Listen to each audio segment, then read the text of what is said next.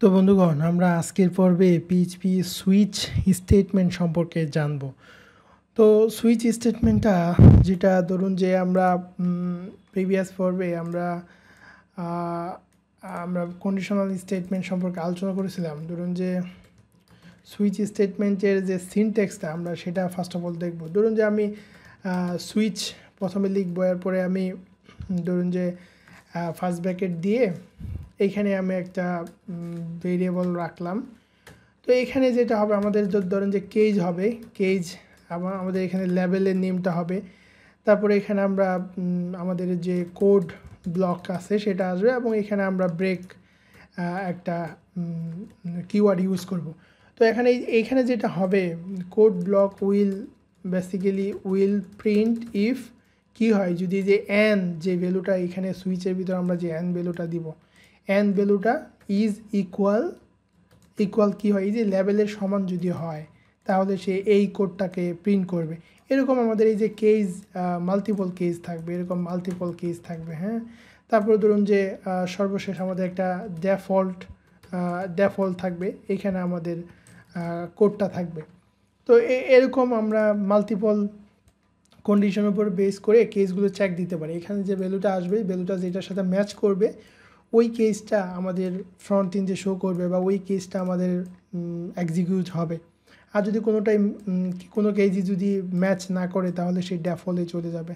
তো ধরুন আমরা একটা রিয়েল লাইফ এক্সাম্পল দিই, যেমন ধরেন যে আমরা কীভাবে দিতে পারি রিয়েল লাইফ একটা এক্সাম্পল। ধরেন যে আমরা একটা ভেরিয়েবল নিলাম লাইক কোডিং, আমরা এখানে নিলাম যে জাভা। এরপরে ধরেন যে আমরা সুইচ কেসের ভিতরে আমরা এই যে কোডিংটা দিয়ে দিলাম, কোডিং যে ভেরিয়েবলটা এটা দিয়ে দিলাম। এবং এইখানে আমরা যেটা করব, ধরুন যে আমরা প্রথম কেসে আমরা এখানে ধরুন যে আমরা দিলাম জাভা, তারপর আমরা দেখলাম যে ইকো আই লাভ জাভা, তারপরে ধরুন যে আমরা একটা ব্রেক দিলাম। তো এরকম করে আমি মাল্টিপল কেস নিয়ে নিব। তো ধরুন আমি এটা দিলাম যে level PHP I love PHP, তারপর ধরুন যে এটা নিয়ে নিলাম আমরা like jQuery I love jQuery। তো এই যে আমি কেসগুলো নিচ্ছি, এই কেসগুলোর উপরে মূলত এই যে কোডিং যে ভেরিয়েবল, এই ভেরিয়েবলের ভ্যালুটা এই কেসের সাথে ম্যাচ করাবে, যেটা ম্যাচ হবে সেটা এক্সিকিউট হবে। তো আমাদের এখানে একটা ডেফল্টও দিয়ে দিতে হবে, যদি কোনোটা না হয়, আপনার কোনোটা যদি ম্যাচ না করে তাহলে নো ভ্যালু ইজ অ্যাকুরেট অথবা সামথিং লাইক দ্যাট। তো এখানে আমাদের এই ডেফল্টে চলে যাবে যদি কোনোটা ম্যাচ না করে। তো এখন ধরুন এখানে আমরা জাভা পাস করতেছি, সো এখানে সেই ফার্স্ট কেজে দেখবে যে জাভা, তো এটা এই কোডিংয়ের ভেরিয়েবলের সাথে ম্যাচ পাবে এবং এইটাকে এক্সিকিউট করবে এবং ব্রেক নিবে। তো ধরুন যে আমরা যদি যাই এখানে ব্রাউজারে গিয়ে রিফ্রেশ দিই, এই যে আই লাভ জাভা কিন্তু এখানে শো করতেছে। আবার ধরুন যে আমি যদি এখানে কোডিংয়ে পিএইচপি পাস করি, সেভ দিলাম, সেভ দেওয়ার পর যদি রিফ্রেশ দিই, এই যে দেখুন আই লাভ পিএইচপি, এই কেসটাকে সে এক্সিকিউট করতেছে এইটাকে। এরপরে ধরুন যে কোনোটা মিল না রেখে আমি একটা ডিফারেন্ট কিছু দিলাম, তখন কিন্তু সে ডেফল্টটাকে প্রিন্ট করবে। তো আমি যদি ডেফল্টে যাই, এই যে নো ভ্যালু ইজ অ্যাকুরেট, ডেফল্টটাকে প্রিন্ট করতেছে।